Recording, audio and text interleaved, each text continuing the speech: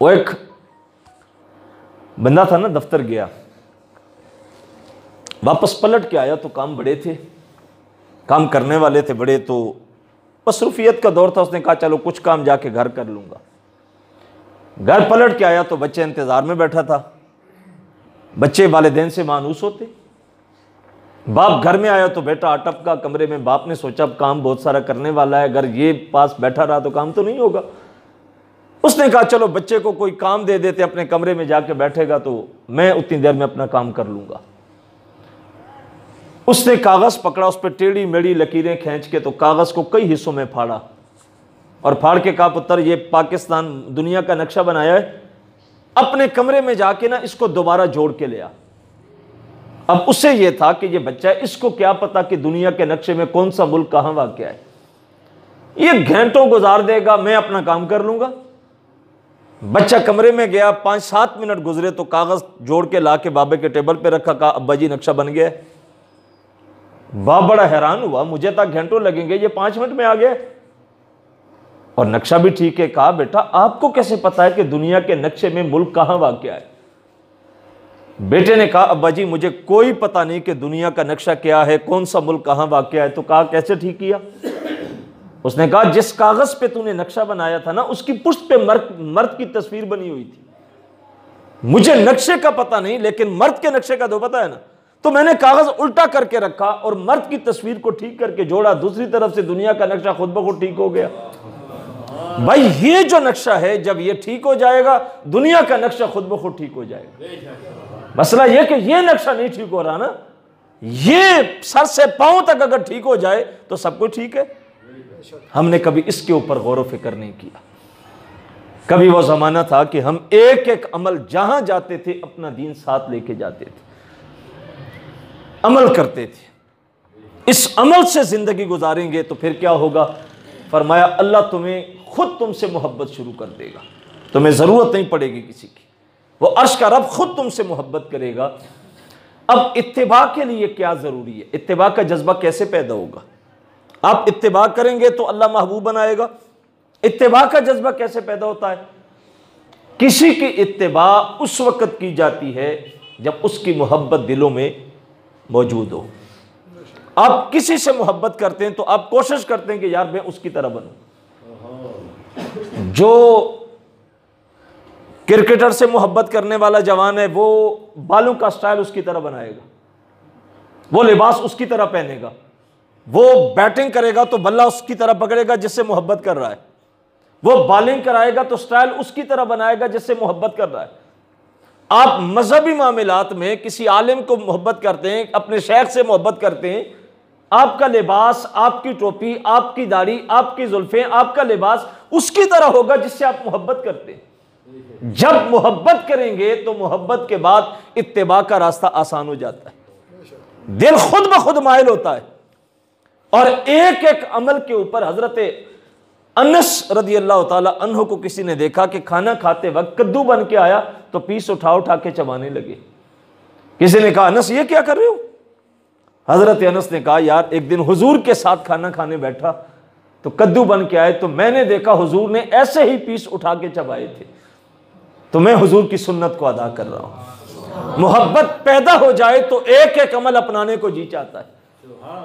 अब मोहब्बत हर मोमिन के सीने में मौजूद है, लेकिन इस मोहब्बत को बढ़ाना है। जब बंदा कलमा पढ़ता है, ईमान आता है, तो मोहब्बत रसूल का बीज अंदर मौजूद होता है।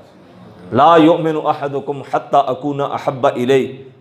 अल्लाह के महबूब अलैहिस्सलाम ने इरशाद फरमाया कि उस रब की कसम जिसके कब्ज़े कुदरत में मोहम्मद की जान है, तुम में से कोई शख्स उस वक्त तक कामिल मोमिन नहीं हो सकता जब तक जान से, माँ बाप से और एक रवायत में जमी कायनात से बढ़ के मोहब्बत मुझ मोहम्मद से नहीं करोगी। तो जब ईमान है तो मोहब्बत का बीज मौजूद है।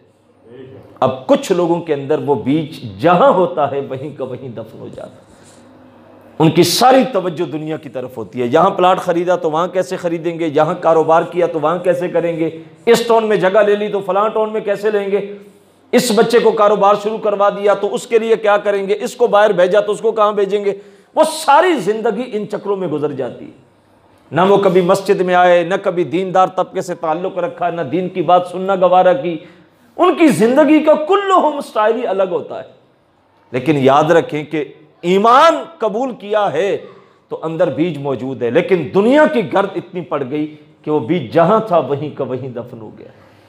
लेकिन कुछ लोग उस बीज को पानी देते रहते हैं, वो बढ़ता रहता है। या आप नामे मोहम्मद सुन के जो चेहरों पर रौनक आती है, ये उस बीज को बढ़ाने का जरिया होती है। या आप दीनी महफिलों में आके बैठते हैं, सुनते हैं, झूमते हैं, खुश होते हैं, ये वो बीज को पानी मिल रहा, वो बढ़ रहा है।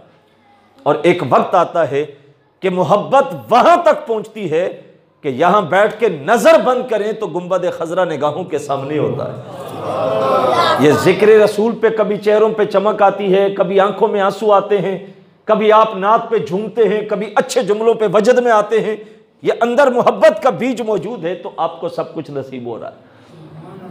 ये प्रोग्राम से इन मोहब्बतों को बढ़ाया जाता है। अब अल्लामा इकबाल अलैहि रहमत फरमाते हैं कि मोहब्बत को बढ़ाने के 3 जरिए जिनसे मोहब्बत रसूल बढ़ती है। इख्तिसार के साथ टाइम जो है वो सिमट रहा है।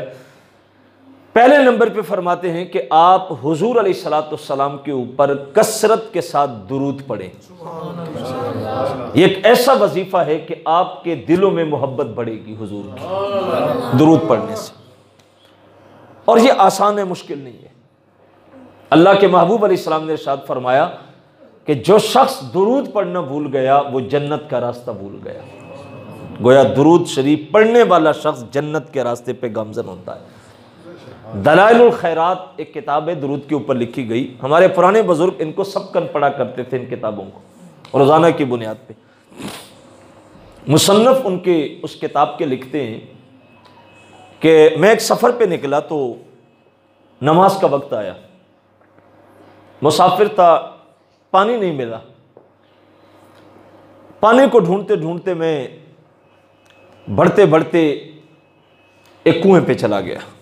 उधर नमाज का वक्त जा रहा था, सूरज डूबने वाला था। मैं परेशानी में था कि पानी मिले, वजू करके नमाज पढ़ूं। कुएं पे गया तो वहां देखा कि पानी बिल्कुल निचली सतह पे, कुछ है भी नहीं कि निकालूं, हाथ भी नहीं पहुंच रहा। बड़ा परेशान के टाइम भी जा रहा है, पानी मिला है तो हाथ नहीं पहुंच रहा।